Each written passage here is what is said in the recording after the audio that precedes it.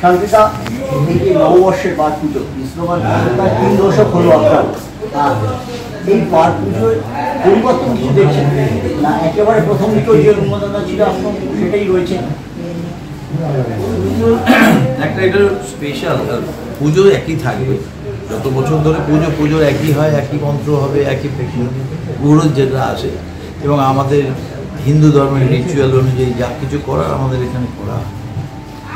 উন্মাদনা বা যা কিছু আমার মনে হয় আমার সাপোর্টারদের এই ধরনের অকেশান ক্লাবের মধ্যে যখন হয় তাতে বাইরে কি রেজাল্ট হলো তা নিয়ে কিন্তু হয় না, তাদের উদ্দীপনা সবসময় বেশি থাকে। কারণ এটা আমাদের হচ্ছে পয়লা বৈশাখের শপথ যে আমরা উত্তর এগিয়ে যাব এবং সেই স্ট্যামিনাটাকে ধরে রাখতে হবে এবং সব কিছুকেই যেন আমরা বরণ করে নিতে পারি, সেই প্রার্থনায় আমরা ঈশ্বরের কাছে করি এবং সেইভাবে আমরা টিমটা চাই। এবং যেহেতু খেলাধুলা একটা সাফল্য আমরা চাই এবং এই সাফল্যটা যেন সবসময় একটা ভ্রাতৃত্বপূর্ণ পরিবেশের মধ্যে হয়, সেটাই আমরা চাই। সেই জন্য আমাদের সাপোর্টার যারা আছে আমি বলবো তারা প্রচণ্ড অ্যাজাইল এবং তারা খুব ভাইব্রেন্ট এবং প্রচণ্ড অ্যাক্টিভ।